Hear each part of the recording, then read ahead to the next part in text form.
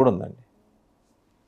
Jethwani case ఒకటే కాదండి, అనేకం జరగచ్చు. అంటే అది ప్రభుత్వమే, ఇది ప్రభుత్వమే. ఇక్కడ ఈ ఈ వ్యవహారంలో మీరు ఎలా పర్సూ చేశారు అనేదే కౌంట్ అవుతుంది. అందుకని ప్రభుత్వం ఈ పోలికలు తీసుకురావడం అనేది ఇలాంటి కేసుల్లో కుదరదు. అంటే జనరల్గా అది ప్రశ్నకి ప్రశ్న సమాధానంగా చెప్పేటువంటి వస్తుంది, కానీ డెవలప్ అయింది. సంహౌ గవర్నమెంట్ కొంత ఇరకాటంలో పడే సూచన అయితే కనిపిస్తుంది. ఇరకాటంలో పడటం అనేది ఒక ఓపెన్గా ఇది జరిగిందని చెప్పేస్తే జనాలేమి వాళ్ళని కార్నర్ చేయరు. ఇది జరిగింది, దీనిలో వీళ్ళకి బాధ్యత ఉందని మేము అనుకుంటున్నాం.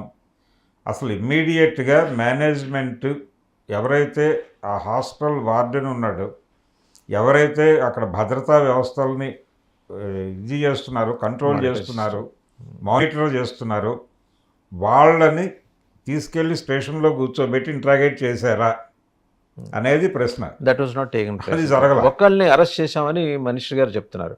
ఆ ఒక్కళ్ళు మేనేజ్మెంట్ తరఫు నుంచి ఉన్నారా, లేకపోతే ఎటు నుంచి ఉన్నారు, అల్లర్లకు కారణమైన వాళ్ళ తరఫు నుంచి ఉన్నారు అనేది అర్థం కావట్లేదు.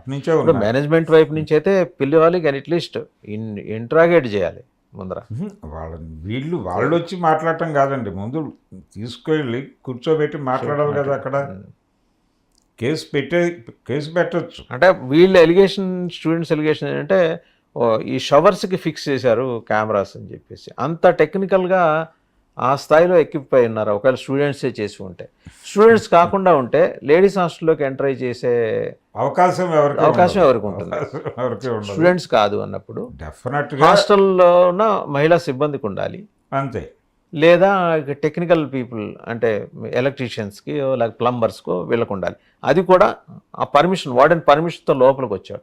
సో వీళ్ళందరినీ పిలిచి ఇంట్రాగేట్ చేయాల్సింది పోయి ఎంతసేపు ఏంటంటే ఈ ఆందోళనని సప్రెస్ చేసే కార్యక్రమం ఒకటి చేస్తున్నారు. అది తప్పండి, అది తప్పు. రోడ్డు మీద విద్యార్థినులు ఉన్నారు అనేది రెగ్యులర్ రోజువారీ ఫాలోఅప్ జరుగుతోంది అక్కడ. ఇది మానేసి ముందు మేనేజ్మెంట్ నుంచి అక్కడ ఎవరెవరైతే ఆ యాక్టివిటీలో ఉన్నారు, అక్కడ ఉన్నటువంటి స్టాఫ్ ఇన్ టోటల్ అంటే అక్కడ వంట చేసే వాళ్ళ దగ్గర నుంచి మొదలుపెట్టి లోపల కిచెన్ దగ్గర నుంచి మొదలుపెట్టి క్లీనింగ్ స్టాఫ్ వరకు అందరినీ, హౌస్ కీపింగ్ మొత్తం అందరినీ తీసుకెళ్ళి కూర్చోబెట్టి ఇంట్రాగేట్ చేయాల్సినటువంటి బాధ్యత ఉంది వాళ్ళకి. అది వదిలిపెట్టేసి ఎవడో ఒకరిని పట్టుకెళ్ళాం, కూర్చోబెట్టాం.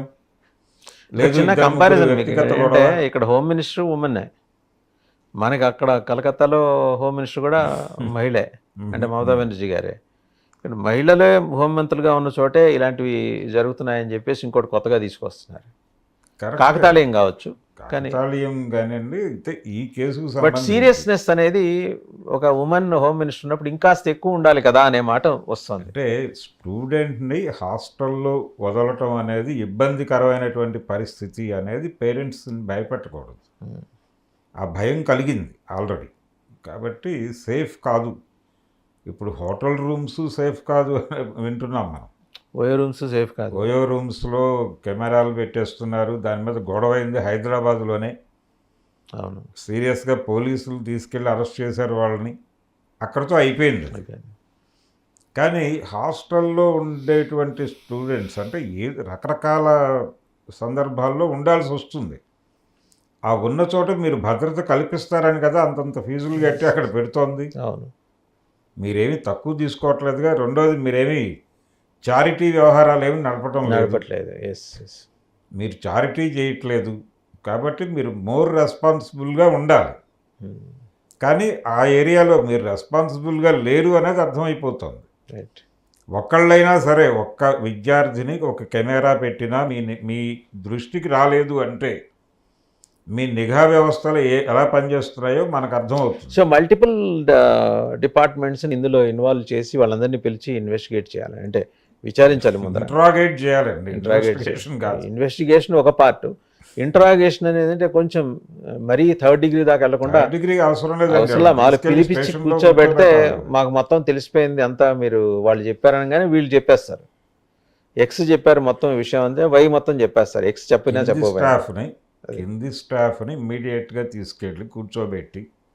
ఇంతవరకు అక్కడి నుంచి అందుతున్న సమాచారం ఏంటంటే హాస్టల్లో ఆ, ఈ వంట ఆ, గదికి సామాన్లు సప్లై చేసేవాళ్ళు వాళ్ళని పిలిచి మాట్లాడలేదు, వాళ్ళ మీద కొన్ని అనుమానాలు ఉన్నాయని చెప్పేసి అక్కడ లీడర్స్, కాపునాడు లీడర్స్ కొందరు అనుమానాలు వ్యక్తం చేస్తున్నారు. సో వంట సామాగ్రి సప్లై చేసేవాళ్ళు వాళ్ళకి కొంత ఇది ఫ్లెక్సిబిలిటీ ఉంటుంది, యాక్సెస్ ఉంటుంది. యాక్సెసిబిలిటీ సో ఉంటుంది. వాళ్ళని మీరు పిలిచి మాట్లాడాలి కదా, రెగ్యులర్గా వచ్చే వాళ్ళని.